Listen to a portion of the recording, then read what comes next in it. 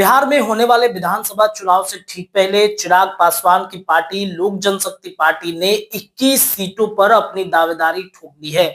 इधर बिहार में अमित शाह के दौरे के बाद ये चर्चा तेज हो गई है कि बिहार एनडीए में सीट बंटवारा बेहद जल्द निपटा लिया जाएगा। लेकिन एक चर्चा ये है कि चिराग पासवान ने जिन 21 सीटों पर अपनी दावेदारी की है, उन 21 सीटों की वजह से बिहार एनडीए गठबंधन में सीट बंटवारे का जो फॉर्मूला था वो बिगड़ सकता है। यानी कि चिराग पासवान के बारे में पहली ये चर्चा थी कि 35 सीटों पे वे दावेदारी कर रहे हैं, लेकिन चिराग ने धीरे धीरे अपनी सीटें कम की और अब 21 सीटों पर चर्चा चल रही है कि 21 सीटों पर चिराग पासवान ने अपनी दावेदारी मजबूत कर ली है। समस्या ये है कि इनमें से कुछ सीटें जनता दल यूनाइटेड की है, तो कुछ सीटों पर भारतीय जनता पार्टी की दावेदारी है, तो वहीं हिंदुस्तानी अवाम मोर्चा और उपेंद्र कुशवाहा की पार्टी राष्ट्रीय लोक मोर्चा भी इन सीटों पर दावेदारी कर रही है।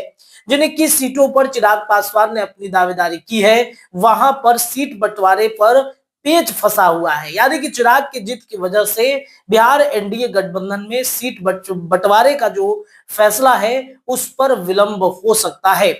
लेकिन यह भी चर्चा है कि भारतीय जनता पार्टी बेहद कम समय में सीट बंटवारे का फॉर्मूला तय कर लेगा। कल अमित शाह पटना पहुंचे थे, 6-7 घंटे का मैराथन बैठक चला और इस बैठक में यह फैसला लिया गया कि कैसे बिहार एनडीए गठबंधन के सभी दलों को मना कर रखना है।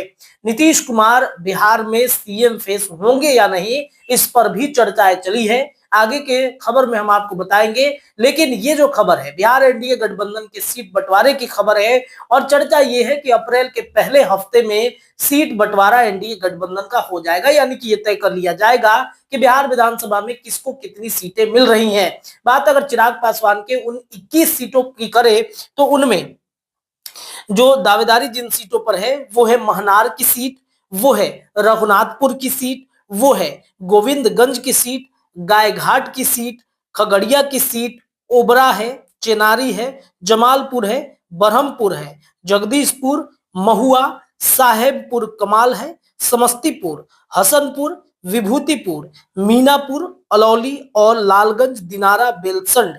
ये जो 21 सीटें हैं, इस सीटों पर मतलब दावेदारी लगभग इनमें तय मानी जा रही है।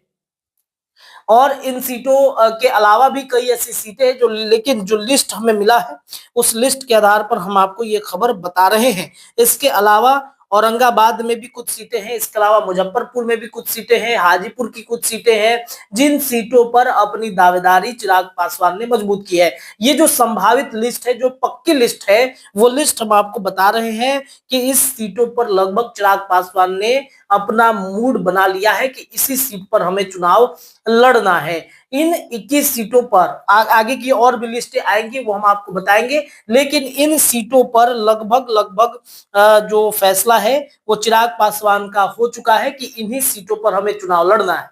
अब इस सीट की वजह से बिहार एनडीए गठबंधन में खासतौर पे भारतीय जनता पार्टी और जनता दल यूनाइटेड के अंदर में ये चर्चा है कि कौन सीटें कम करेगा। हालांकि नीतीश कुमार के बारे में एक चर्चा है कि नीतीश कुमार अपनी सीटें कम करने नहीं जा रहे हैं। नीतीश ने जो मूड बनाया है 112 से 115 सीटों का, उसी सीट पर वो चुनाव लड़ेंगे। अब फैसला भारतीय जनता पार्टी को करना है कि कैसे बाकी घटक दलों को सीट बांटा जाएगा। ये देखना बड़ा दिलचस्प होगा। आने वाले विधानसभा चुनाव से ठीक पहले नीतीश कुमार के साथ अमित शाह की कई दौर की बैठकें चलेंगी और सीट बंटवारे पर फाइनल मुहर लग जाएगा। एक चर्चा है कि अब चिराग पासवान ने भी अपनी जिद ठान ली है कि भाई इन्हीं सीटों पर हम अपनी दावेदारी और अपना कैंडिडेट वो खोजना शुरू कर चुके हैं। लगभग कैंडिडेट फाइनल भी है और ये कही जा रही है कि चिराग फुल फॉर्म में उतरेंगे अप्रैल के बाद से बिहार के चुनाव प्रचार प्रसार को लेकर के। आपको क्या लगता है? अपनी राय कमेंट में रखिए। फिलहाल के लिए इतना ही। बहुत बहुत शुक्रिया।